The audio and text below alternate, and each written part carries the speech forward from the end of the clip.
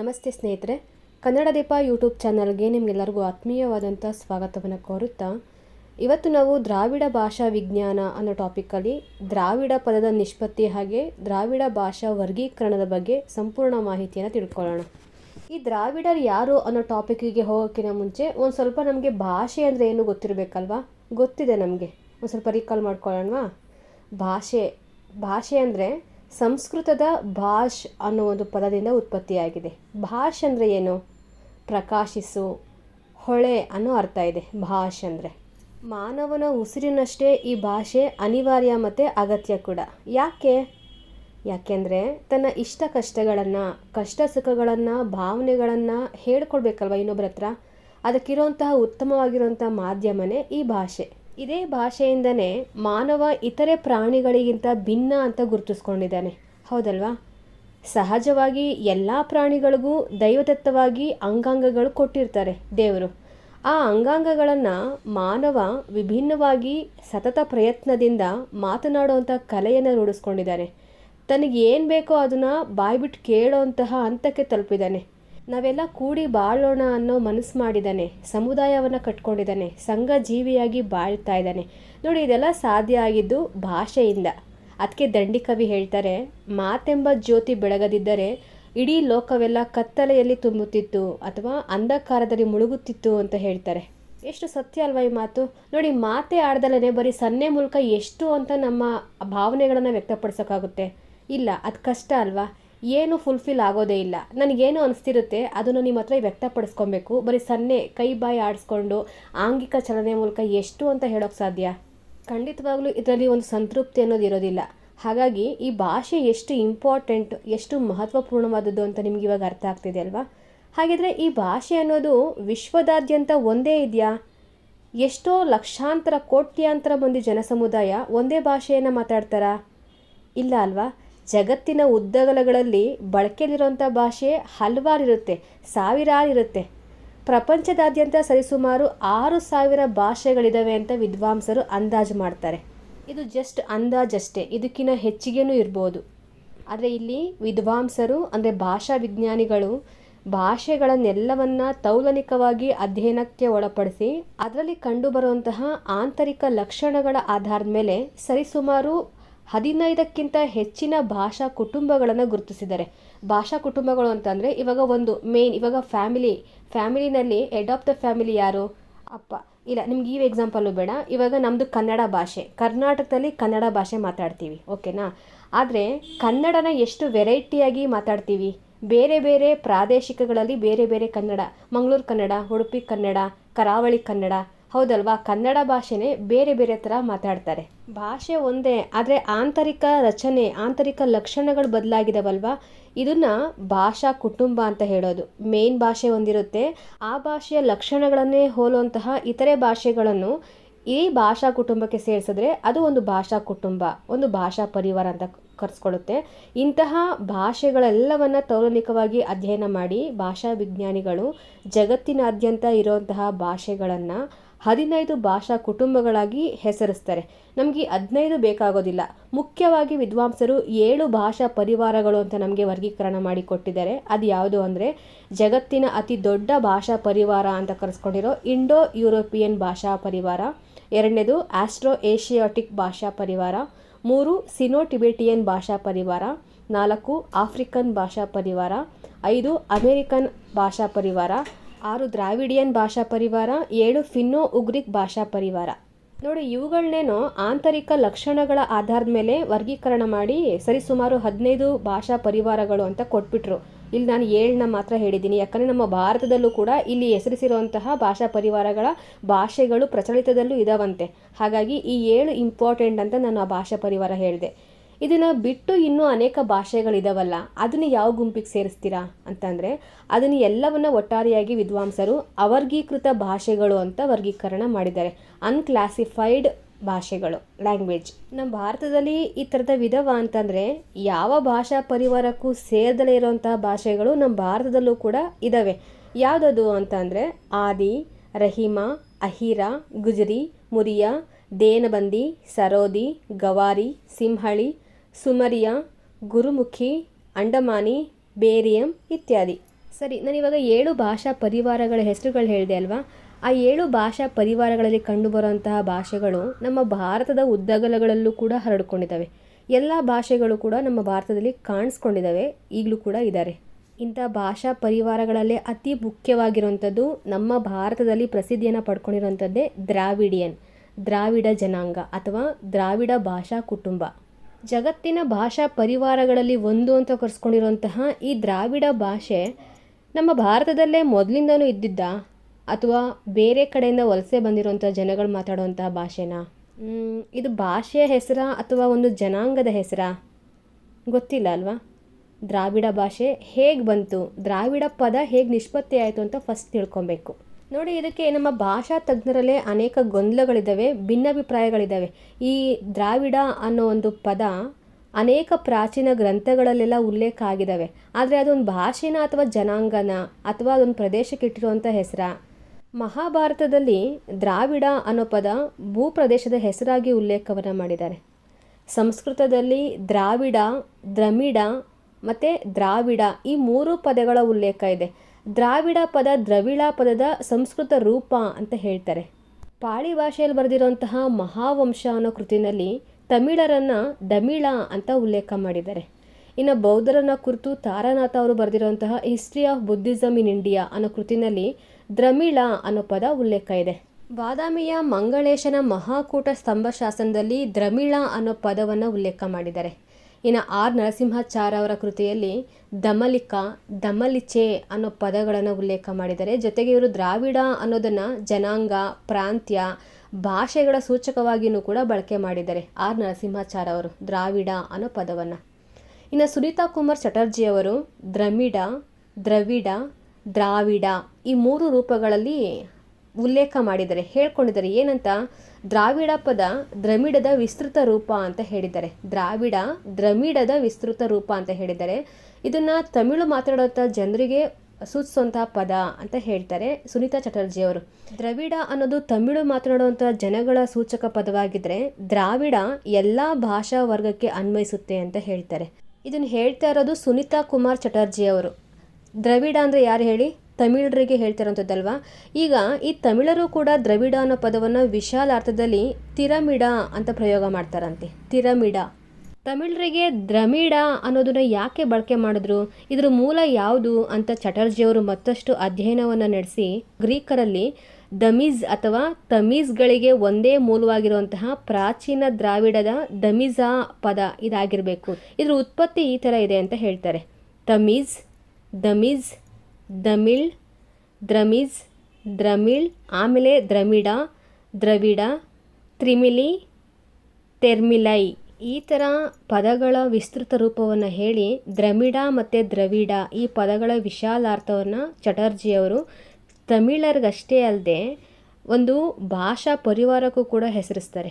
ಸಂಕುಚಿತಾರ್ಥದಲ್ಲಿ ತಮಿಳರು, ವಿಶಾಲಾರ್ಥದಲ್ಲಿ ದ್ರಾವಿಡ ಅಂದರೆ ಜನಾಂಗ ಅಂತ. ಇನ್ನು ತಮಿಳಿನಲ್ಲಿ ದ್ರಾವಿಡ ಪದ ಅಂದರೆ ತಿರವಿಡ ಅಂತ ಪ್ರಯೋಗವನ್ನು ಕೂಡ ಮಾಡ್ತಾರೆ. ನೋಡಿ, ಇದೇ ವಾದವನ್ನು ಹೆರೋಡಟಸ್ ಕೂಡ ಒಪ್ಕೊತಾರೆ. ಮತ್ತು ಅವರೊಂದು ಮಾತು ಹೇಳ್ತಾರೆ, ಕ್ರೀಟನ್ ಹೆಲೆನಿಕ್ ಪೂರ್ವದ ಮೂಲ ಜನ ತಮ್ಮನ್ನು ತಾವು ತೆರ್ಮಿಲೈ ಅಂತ ಕರ್ಕೊತಿದ್ರಂತೆ. ಇದನ್ನು ಹೇಳಿದ್ದು ಹೆರೋಡಟಸ್. ತೆರ್ಮಿಲೈ. ನೋಡಿ, ಈ ಥರ ಭಾಷಾ ವಿಜ್ಞಾನಿಗಳಲ್ಲೇ ದ್ರಾವಿಡ ಪದದ ನಿಷ್ಪತ್ತಿಯಲ್ಲಿ ಒಮ್ಮತ ಇರಲಿಲ್ಲ. ಅವರವರಿಗೆ ಯಾವ್ಯಾವ್ದು ಅಧ್ಯಯನದಲ್ಲಿ ಏನೇನು ಮಾಹಿತಿ ಸಿಗ್ತಾ ಇತ್ತೋ ಅದೆಲ್ಲವನ್ನ ಹೇಳ್ತಾ ಹೋಗ್ತಾರೆ.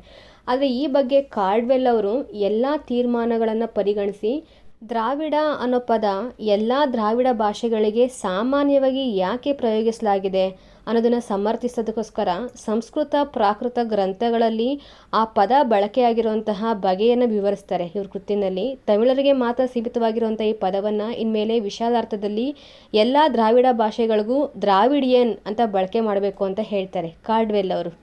ಇವ್ರ ಪ್ರಕಾರ ತಮಿಳ್ ಮತ್ತು ದ್ರಾವಿಡ ಇವೆರಡು ಸಮಾನಾರ್ಥಕ ರೂಪಗಳು.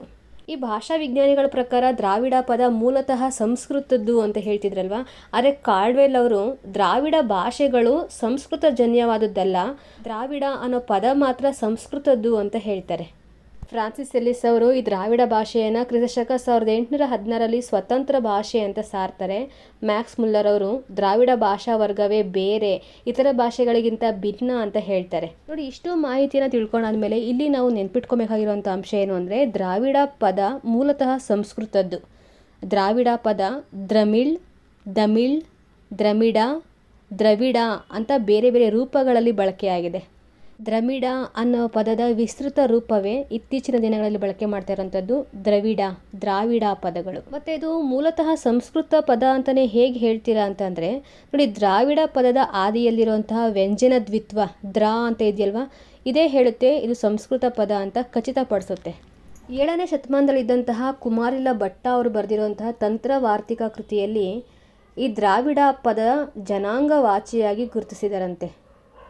ತದ್ಯಥ ದ್ರಾವಿಡಾದಿ ಭಾಷ್ಯಂ AP ಅಂತ ಉಲ್ಲೇಖ ಇದೆ. ಯಾವುದರಲ್ಲಿ? ತಂತ್ರವಾರ್ತಿಕ ಅನ್ನೋ ಕೃತಿಯಲ್ಲಿ ಜನಾಂಗವಾಚಿಯಾಗಿ. ಆಗಲೇ ಹೇಳಿದಾಗೆ ಕಾರ್ಡ್ವೆಲ್ ಅವರು ದಕ್ಷಿಣ ಭಾರತದಲ್ಲಿ ಸಂಸ್ಕೃತವಲ್ಲದ ಭಾಷೆಗೆ ದ್ರಾವಿಡ ಭಾಷೆ ಅಂತ ಹೆಸರು ಕೊಡ್ತಾರೆ. ಸರಿ, ಈ ದ್ರಾವಿಡರು ಅನ್ನೋದು ಒಂದು ಜನಾಂಗ ಅಂತ ಗೊತ್ತಾಯಿತು. ಈ ದ್ರಾವಿಡರು ಯಾರು? ಇಷ್ಟಕ್ಕೂ ಎಲ್ಲಿಂದ ಬಂದರು? ನಮ್ಮ ಭಾರತದಲ್ಲೇ ಇದ್ದವರಾ ಅಥವಾ ವಲಸಿಗರಾಗಿ ಭಾರತಕ್ಕೆ ಬಂದವರಾ? ಈ ಬಗೆಗಿನ ಪ್ರಶ್ನೆಗೆ ಸರಿಯಾಗಿರುವಂಥ ಸ್ಪಷ್ಟವಾಗಿರುವಂಥ ಉತ್ತರಗಳು ಸಿಗೋದಿಲ್ಲ. ಆದರೂ ಕೂಡ ಭಾಷಾ ವಿಜ್ಞಾನಿಗಳ ಪ್ರಕಾರ ಇವರು ವಲಸಿಗರೇ. ನೀಗ್ರೋ ಜನಾಂಗ, ಆಮೇಲೆ ಆಸ್ಟ್ರಿಚ್ ಜನಾಂಗದ ನಂತರ ನಮ್ಮ ಭಾರತಕ್ಕೆ ಬಂದವರೇ ಈ ದ್ರಾವಿಡರು. ಭಾರತಕ್ಕೆ ವಲಸೆ ಬಂದಿರುವಂಥ ಪ್ರಮುಖ ಜನಾಂಗಗಳಲ್ಲಿ ನೀಗ್ರೋ ಜನಾಂಗ, ಆಸ್ಟ್ರಿಕ್ ಜನಾಂಗ, ದ್ರಾವಿಡ ಜನಾಂಗ, ಆರ್ಯ ಜನಾಂಗ, ಮಂಗೋಲಿಯನ್ ಜನಾಂಗ ಅತ್ಯಂತ ಪ್ರಮುಖವಾಗಿರುವಂಥದ್ದು. ಈ ಜನಾಂಗದಲ್ಲಿ ಅಲೆಮಾರಿಗಳಾಗಿ ಹೊರಗಿಂದ ಬಂದರೂ ಕೂಡ ಭಾರತೀಯ ವಿಶೇಷ ಸಂಸ್ಕೃತಿಯ ನಿರ್ಮಾಣದಲ್ಲಿ ಮಹತ್ವಪೂರ್ಣ ಕಾರ್ಯವನ್ನು ಮಾಡಿದವರು ಈ ದ್ರಾವಿಡರು ಮತ್ತು ಆರ್ಯ ಜನಾಂಗ. ಹಾಗಿದ್ರೆ ಈ ಇಬ್ಬರಲ್ಲಿ ಮೊದಲು ಬಂದಿದ್ಯಾರು? ನಾವು ಹಿಸ್ಟ್ರಿ ಓದಿದಾಗ ಈ ಹರಪ್ಪ, ಸಿಂಧು ನಾಗರಿಕತೆ, ಮೊಹೆಂಜೊದಾರೋ ಅದೆಲ್ಲ ನೋಡಿದಾಗ ಆರ್ಯರ ಬಗ್ಗೆ ಜಾಸ್ತಿ ಓದ್ತೀವಲ್ವ, ತಿಳ್ಕೊಂಡಿದ್ದೀವಲ್ವ. ವೇದಗಳ ಪೂರ್ವ ಕಾಲಘಟ್ಟವನ್ನು ಆರ್ಯರ್ದು ಅಂತ ಗುರುತಿಸ್ತಾರೆ. ಆದರೆ ಹರಪ್ಪ, ಮೊಹೆಂಜೊದಾರೋ ಯಾರ್ದು? ನೋಡಿ, ಈ ಸಂಸ್ಕೃತಿ ದ್ರಾವಿಡ ಸಂಸ್ಕೃತಿ. ಹರಪ್ಪ, ಮೊಹೆಂಜೊದಾರೋಗಳಲ್ಲಿ ಸಿಕ್ಕಿರುವಂತಹ ಲಿಂಗ ಮುದ್ರೆಗಳು, ಪಶುಪತಿ, ಶಿವನ ಮೂರ್ತಿಗಳು, ಹಾಗೆ ಮಾತೃದೇವತಾ ಆರಾಧನೆ, ಮಾತೃ ಪದ್ಧತಿ, ಕುಟುಂಬದಲ್ಲಿ ಮಾತೃವಿಗೆ ಹೆಚ್ಚಿನ ಸ್ಥಾನಮಾನ, ಇದೆಲ್ಲ ದ್ರಾವಿಡ ಸಂಸ್ಕೃತಿಯದ್ದೇ ಅಂತ ಖಚಿತವಾಗಿ ನಮಗೆ ಹೇಳ್ತವೆ. ಇನ್ನು ಆರ್ಯನರು, ಅಲ್ಲಿ ಪಿತೃಪ್ರಧಾನ ಸಂಸ್ಕೃತಿ ಇತ್ತು ಆರ್ಯನ್ ಜನಾಂಗದಲ್ಲಿ. ಪೂಜೆ ಅನ್ನೋ ಶಬ್ದನೇ ಮೂಲತಃ ದ್ರಾವಿಡ ಶಬ್ದ. ಅದು ಪೂ ಪ್ಲಸ್ ಚೈ ಅಂದರೆ ಹೂವಿನಿಂದ ಮಾಡುವಂತಹ ಕಾರ್ಯ ಅಂತ ಅರ್ಥ. ಪ್ರಕೃತಿಯಲ್ಲಿರುವಂತಹ ವಿವಿಧ ಹೂಗಳಿಂದ ದ್ರಾವಿಡರು ಶಿವಾರಾಧನೆಯನ್ನು ಮಾಡ್ತಾಯಿದ್ರು. ಬಹಳ ವೈಭವಪೂರ್ಣವಾಗಿ ಪೂಜೆಯನ್ನು ಸಲ್ಲಿಸ್ತಾಯಿದ್ರು. ಪ್ರಾಣ ಪ್ರತಿಷ್ಠೆ ಅಂತ ಕರೆಸ್ಕೊಳ್ಳೋ ವಿಶೇಷವಾಗಿರುವಂಥ ಪೂಜೆಯನ್ನು ಈ ದ್ರಾವಿಡರು ನಡೆಸ್ಕೊಡ್ತಾಯಿದ್ರು. ನೋಡಿ, ಇವರು ಒಂದು ಸುಸಂಬದ್ಧವಾಗಿರುವಂತಹ ಒಂದು ಸಂಸ್ಕೃತಿಯನ್ನು ಈಗ ಆಲ್ರೆಡಿ ತಮ್ಮಲ್ಲಿ ಅಳವಡಿಸ್ಕೊಂಡು ನಗರ ಸುಸಜ್ಜಿತವಾಗಿರುವಂಥ ವ್ಯವಸ್ಥೆಯಲ್ಲಿ ಜೀವಿಸ್ತಾ ಇರಬೇಕಾದ್ರೆ ಇರಾನ್ ಮೂಲಕವಾಗಿ ಆರ್ಯರು ಪ್ರವೇಶವನ್ನು ಪಡೀತಾರೆ. ಆರ್ಯರು ಭಾರತಕ್ಕೆ ಬಂದಾಗ ಇಲ್ಲಿನ ಸಮೃದ್ಧಿಯನ್ನು ಕಂಡು ಅವ್ರಿಗೆ ಇಲ್ಲೇ ಶಾಶ್ವತವಾಗಿ ನೆಲೆಯೂರಬೇಕು ಅಂತ ಅನಿಸುತ್ತೆ. ಯಾಕಂದರೆ ಅವ್ರ ಕುದುರೆಗಳಿಗೆ, ದನಕರುಗಳಿಗೆ ಸಾಕಾಗುವಷ್ಟು ಹುಲ್ಲುಗಾವಲು ಇಲ್ಲಿರುತ್ತಲ್ವ, ನೀರಿನ ಆಶ್ರಯ ಕೂಡ ಇರುತ್ತಲ್ವ. ಇಲ್ಲಿನ ಹಣ್ಣು ಹಂಪಲು, ಮಾಂಸ, ಕಟ್ಟಿಗೆ ಎಲ್ಲ ಸಾಕು ಅನ್ನೋಷ್ಟು ನಮ್ಮ ದೇಶದಲ್ಲಿ ಅವರಿಗೆ ಸಾಕಷ್ಟು ಸಿಗುತ್ತೆ. ಹಾಗಾಗಿ ಇವರು ನಮ್ಮ ಭಾರತದಲ್ಲಿ ಹಲವಾರು ಕಡೆ ತಮ್ಮ ನೆಲೆಗಳನ್ನು ವಿಸ್ತರಿಸ್ತಾ ಹೋಗ್ತಾರೆ. ಜೊತೆಗೆ ದ್ರಾವಿಡರ ಜೊತೆ ಕಾಳಗನೂ ಕೂಡ ಮಾಡ್ತಾರೆ. ಸೋಲ್ತಾರೆ, ಗೆಲ್ತಾರೆ, ಜೊತೆಗೆ ಸ್ನೇಹ ಸಂಬಂಧವನ್ನು ಕೂಡ ಬೆಳೆಸ್ಕೊತಾರೆ. ಇವ್ರ ಸಂಸ್ಕೃತಿಯಿಂದ ಆರ್ಯರ ಸಂಸ್ಕೃತಿಯಿಂದ ದ್ರಾವಿಡರು ಕೆಲವೊಂದನ್ನು ಕೊಡುಕೊಳ್ಳುವಿಕೆಯನ್ನು ಕೂಡ ಮಾಡ್ಕೊಂಡಿದ್ದಾರೆ. ಫಾರ್ ಎಕ್ಸಾಂಪಲ್, ಪೂಜೆ ವಿಧಾನಕ್ಕೆ ಬಂದರೆ ಇಲ್ಲಿ ಆರ್ಯರು ರಕ್ತ ತರ್ಪಣದಂತೆ ಪೂಜೆಯನ್ನು ನೆರವೇರಿಸ್ತಾ ಇದ್ರೆ ಅವರು ಕುಂಕುಮ ತರ್ಪಣವನ್ನು ಮಾಡ್ತಾಯಿದ್ರು ದ್ರಾವಿಡರು. ಆರ್ಯರಿಗೆ ದ್ರಾವಿಡರ ಪೂಜಾ ವಿಧಾನ ತುಂಬ ಆಕರ್ಷಿತವಾಗಿ ಕಾಣುತ್ತೆ, ಪ್ರಭಾವವನ್ನು ಬೀರುತ್ತೆ. ಹಾಗಾಗಿ ಕೆಲವೊಂದು ಉತ್ತಮ ಅಂಶಗಳನ್ನು ಸ್ವೀಕಾರ ಮಾಡ್ತಾರೆ. ಪಶುಕರ್ಮದಂತೆ ಪುಷ್ಪಕರ್ಮವನ್ನು ಕೂಡ ಆರ್ಯರು ಆರಂಭ ಮಾಡ್ತಾರೆ. ದ್ರಾವಿಡರಲ್ಲಿ ಸತ್ತವರನ್ನು ಹೂಳುವಂತಹ ಕ್ರಿಯೆ ನಡೀತಾ ಇತ್ತು, ಆರ್ಯರಲ್ಲಿ ಸತ್ತವರನ್ನು ದಹಿಸುವಂತಹ ಕ್ರಿಯೆ ನಡೀತಾ ಇತ್ತು. ಆದರೆ ವಿಶೇಷ ಸಮಯದಲ್ಲಿ, ವಿಶೇಷ ಸಂದರ್ಭದಲ್ಲಿ ಸತ್ತವರನ್ನು ಆರ್ಯರಂತೆ ದಹಿಸುವಂತಹ ಕ್ರಮವನ್ನು ದ್ರಾವಿಡರು ಅಳವಡಿಸ್ಕೊತಾರೆ. ನೋಡಿ, ಇಷ್ಟೆಲ್ಲ ಮಾಹಿತಿ ಯಾಕೆ ಹೇಳಿದೆ ಅಂತಂದರೆ, ಆರ್ಯರು ನಮ್ಮ ದೇಶಕ್ಕೆ ಬರೋದಕ್ಕಿಂತ ಮುಂಚೆನೇ ದ್ರಾವಿಡ ಜನಾಂಗ ಈಗ ಆಲ್ರೆಡಿ ಭದ್ರ ಬುನಾದಿಯನ್ನು ಹಾಕಿ ಇಲ್ಲಿ ನೆರೆ ಊರ್ಬಿಟ್ಟಿತ್ತು, ಒಂದು ಸಂಸ್ಕೃತಿಯನ್ನು ಕಟ್ಕೊಂಡಿತ್ತು. ಹಾಗಾಗಿ ಆರ್ಯರಿಗಿಂತ ಮೊದಲು ಬಂದಿದ್ದು ದ್ರಾವಿಡರು. ಇದಕ್ಕೆ ಇನ್ನೊಂದು ಕ್ವಚಿತ್ತಾಗಿರುವಂತಹ ಎಕ್ಸಾಂಪಲ್ ಕೊಡೋದಾದರೆ, ಋಗ್ವೇದದಲ್ಲಿ 80ಕ್ಕಿಂತ ಹೆಚ್ಚಿನ ಪದಗಳು ದ್ರಾವಿಡದ್ದೇ ಅಂತ ವಿದ್ವಾಂಸರು ಗುರುತಿಸಿದ್ದಾರೆ. ಫಾರ್ ಎಕ್ಸಾಂಪಲ್, ಋಗ್ವೇದದ ಮೊದಲ ರುಚೆ ಅಗ್ನಿಮೀಳೆ ಪುರೋಹಿತಂ ಯಜ್ಞಸ್ಯ ದೇವ ಮೃತ್ವಿಜಂ ಅಂತ ಒಂದು ಮಂತ್ರ ಬರುತ್ತಲ್ವ, ಗಾಯತ್ರಿ ಮಂತ್ರ. ಅದರಲ್ಲಿ ಅಗ್ನಿಮೀಳೆ ಅಂತ ಇದೆಯಲ್ವ, ಆ ಕೊನೆಯಲ್ಲಿ ಬಳಕೆಯಾಗಿರುವಂತಹ ಅದು ದ್ರಾವಿಡದೇ ಧ್ವನಿ ಅಂತ ಹೇಳ್ತಾರೆ. ರಳಕುಳ ಆ ಥರದಲ್ಲಿ ಬಳಕೆಯಾಗಿದೆ. ಸಂಸ್ಕೃತದಲ್ಲಿ ಇರೋಂತಹ ಲಕಾರ ಅದು ಇಲ್ಲಿ ಅಗ್ನಿ ಮೀಳೆ. ಆದರೆ ಅದು ಆರ್ಯನರದೇ ಆಗಿದ್ರೆ ಅದು ಮೀಡೆ ಅಂತ ಆಗಬೇಕಾಗಿತ್ತು. ಲಕಾರ ಅವರಲ್ಲಿ ಇಲ್ಲ. ಹಾಗಾಗಿ ಇದು ಆರ್ಯನರದಲ್ಲ, ದ್ರಾವಿಡರು ಆರ್ಯನರಿಗಿನ ಮುಂಚೆನೇ ಇದ್ದವರು ಅಂತ ಈ ಮೂಲಕ ಸ್ಪಷ್ಟಪಡಿಸ್ಬೋದು. ಸರಿ, ನಮ್ಗೆ ಇವಾಗ ದ್ರಾವಿಡ ಪದ ಯಾವ ರೀತಿ ನಿಷ್ಪನ್ನ ಆಯಿತು ಮತ್ತು ದ್ರಾವಿಡರು ಯಾರು ಅನ್ನೋದಕ್ಕೆ ಉತ್ತರ ಸಿಕ್ತು. ಇನ್ನು ಈ ದ್ರಾವಿಡ ಭಾಷೆಗಳು ಯಾವ್ಯಾವುದು ಅದು ಬೇಕಲ್ವ ನಮಗೆ. ಸರಿಸುಮಾರು ಈ ದ್ರಾವಿಡ ಭಾಷೆಗಳೆಲ್ಲವೂ ನಮ್ಮ ಭಾರತದಲ್ಲೇ ಹೆಚ್ಚಾಗಿ ಕಾಣಿಸ್ಕೊಂಡಿದ್ದಾವೆ. ದ್ರಾವಿಡ ಭಾಷೆಗಳನ್ನು ತೌಲನಿಕವಾಗಿ ಅಧ್ಯಯನವನ್ನು ಮಾಡಿ ದ್ರಾವಿಡ ಭಾಷೆಯ ತೌಲನಿಕ ವ್ಯಾಕರಣವನ್ನು ಬರೆದುಕೊಟ್ಟಿರೋರು ಡಾಕ್ಟರ್ ಕಾರ್ಡ್ವೆಲ್. ಆದರೆ ಈ ಕಾರ್ಡ್ವೆಲ್ಗೂ ಮುಂಚೆನೇ ದ್ರಾವಿಡ ಭಾಷೆಗಳ ಅಧ್ಯಯನಕ್ಕೆ ತಳವದಿಯನ್ನು ಹಾಕಿಕೊಟ್ಟವರು ಫ್ರಾನ್ಸಿಸ್ ವೈಟ್ ಎಲ್ಲಿಸ್ ಅವರು. ದ್ರಾವಿಡ ಭಾಷೆಗಳ ತೌಲನಿಕ ಅಧ್ಯಯನ ಕ್ಷೇತ್ರದ ಪಿತಾಮಹ ಅಂತ ನಾವು ಕಾರ್ಡ್ವೆಲ್ ಅವ್ರನ್ನ ಗುರುತಿಸ್ತೀವಿ. ಇಷ್ಟಕ್ಕೂ ಇವರು ಶಾಸ್ತ್ರೀಯವಾಗಿ ವರ್ಗೀಕರಣ ಮಾಡಿಕೊಟ್ಟಿದ್ದಾರೆ ನಮಗೆ ದ್ರಾವಿಡ ಭಾಷೆಗಳನ್ನು ಅಂತಂದರೆ ಇಲ್ಲ. ಆದರೆ ದ್ರಾವಿಡ ಭಾಷೆಗಳ ಪರಸ್ಪರ ಸಂಬಂಧವನ್ನು ಗುರುತಿಸಿ ಅವುಗಳನ್ನು ವರ್ಗೀಕರಿಸೋದಕ್ಕೆ ಒಂದು ಮಾರ್ಗವನ್ನು ಹಾಕ್ಕೊಡ್ತಾರೆ ಕಾರ್ಡ್ವೆಲ್ ಅವರು. ಇದೇ ಮಾರ್ಗವಾಗಿ ಅನೇಕ ಭಾಷಾ ತಜ್ಞರು ಈ ಭಾಷೆಗಳ ವರ್ಗೀಕರಣದಲ್ಲಿ ಅವ್ರದ್ದೇ ಆದಂಥ ರೀತಿಯಲ್ಲಿ ವರ್ಗೀಕರಣವನ್ನು ಮಾಡ್ತಾರೆ. ನಾನಿಲ್ಲಿ ಬದ್ರಿರಾಜು ಕೃಷ್ಣಮೂರ್ತಿಯವರ ವರ್ಗೀಕರಣವನ್ನು ತಗೊಂಡಿದ್ದೀನಿ. ಅವರು ಯಾವ ರೀತಿ ವರ್ಗೀಕರಣ ಮಾಡ್ತಾರೆ ಅಂತಂದರೆ ಈ ದ್ರಾವಿಡ ಭಾಷೆಗಳ ವರ್ಗೀಕರಣವನ್ನು ಪ್ರಮುಖವಾಗಿ 4 ರೀತಿಯಲ್ಲಿ ವರ್ಗೀಕರಣ ಮಾಡ್ತಾರೆ. ಉತ್ತರ ದ್ರಾವಿಡ ಭಾಷೆಗಳು, ಮಧ್ಯ ದ್ರಾವಿಡ ಭಾಷೆಗಳು, ದಕ್ಷಿಣ ದ್ರಾವಿಡ ಭಾಷೆಗಳು 1, ದಕ್ಷಿಣ ದ್ರಾವಿಡ ಭಾಷೆಗಳು 2, ಈ ಥರ 4 ರೀತಿಯಲ್ಲಿ ವರ್ಗೀಕರಣ ಮಾಡ್ತಾರೆ. ಯಾಕೆ ಈ ಥರ ಮಾಡ್ತಾರೆ ಅಂತಂದರೆ ನೋಡಿ, ಇವ್ರ ಪ್ರಕಾರ ದ್ರಾವಿಡರು ತುಂಬ ಹೆಚ್ಚಿನದಾಗಿ ಭಾರತದಲ್ಲೇ ವಾಸವಾಗಿದ್ದು. ಇವ್ರ ಪ್ರಕಾರ ಇವ್ರ ನೆಲೆನೇ ಮಧ್ಯ ಭಾರತ ಅಂತ ಹೇಳ್ತಾರೆ. ಜಗತ್ತಿನ ದೊಡ್ಡ ಭಾಷಾ ಪರಿವಾರಗಳಲ್ಲಿ ಈ ದ್ರಾವಿಡ ಭಾಷೆನೂ ಕೂಡ ಸೇರಿಕೊಂಡಿದೆ ಅಲ್ವಾ. ಸರಿಸುಮಾರು 220 ಮಿಲಿಯನ್ ಜನ ಈ ಭಾಷೆಯನ್ನು ಮಾತಾಡ್ತಾರೆ ಅಂತ ಅಂದಾಜಿಸಿದ್ದಾರೆ ಬದ್ರಿರಾಜು ಕೃಷ್ಣಮೂರ್ತಿಯವರು. ಇದೇ ಮುಂದುವರೆದು ಸ್ವತಂತ್ರ ಭಾಷೆ 31 ಹಾಗೆ 44 ಉಪಭಾಷೆಗಳು. ಇವರ ವರ್ಗೀಕರಣದ ಗುಂಪುಗಳಲ್ಲಿ ಯಾವ್ಯಾವ ಭಾಷೆ ಯಾವ್ಯಾವುದಕ್ಕೆ ಸೇರುತ್ತೆ ಹಾಗೆ ಇತರೆ ಭಾಷಾ ತಜ್ಞರುಗಳೆಲ್ಲರ ಅಭಿಪ್ರಾಯವನ್ನು ಸ್ಥೂಲವಾಗಿ ಗಮನಿಸಿ, ಅದರಲ್ಲೂ ಮುಖ್ಯವಾಗಿ ನಮ್ಮ ಕನ್ನಡ ಭಾಷೆಯ ಬಗ್ಗೆ ದ್ರಾವಿಡಿಯನ್ ಭಾಷೆಯಿಂದ ಯಾವಾಗ ಸ್ವತಂತ್ರವಾಗಿ ಬೇರ್ಪಡ್ತು, ವರ್ಗೀಕರಣದಲ್ಲಿ ನಮ್ಮ ಕನ್ನಡ ಭಾಷೆ ಯಾವ ಗುಂಪಿಗೆ ಸೇರುತ್ತೆ, ದ್ರಾವಿಡ ಭಾಷೆಗಳ ವರ್ಗೀಕರಣದ ಸಂಪೂರ್ಣ ವಿವರವನ್ನು ನಾಳಿನ ಸಂಚಿಕೆಯಲ್ಲಿ ನೋಡೋಣ. ಸ್ನೇಹಿತರೆ, ನನ್ನ ಮಾಹಿತಿ ನಿಮ್ಗೆ ಇಷ್ಟ ಆಗಿದ್ರೆ, ಅರ್ಥ ಆಗಿದ್ರೆ ದಯವಿಟ್ಟು ಲೈಕ್ ಮಾಡಿ, ಶೇರ್ ಮಾಡಿ, ಹಾಗೆ ಸಬ್ಸ್ಕ್ರೈಬ್ ಮಾಡ್ಕೊಳ್ಳಿ. ನಿಮ್ಮ ಅನಿಸಿಕೆ ಅಭಿಪ್ರಾಯಗಳನ್ನು ಕಮೆಂಟ್ ಬಾಕ್ಸಲ್ಲಿ ಹೇಳಿ. Thank you.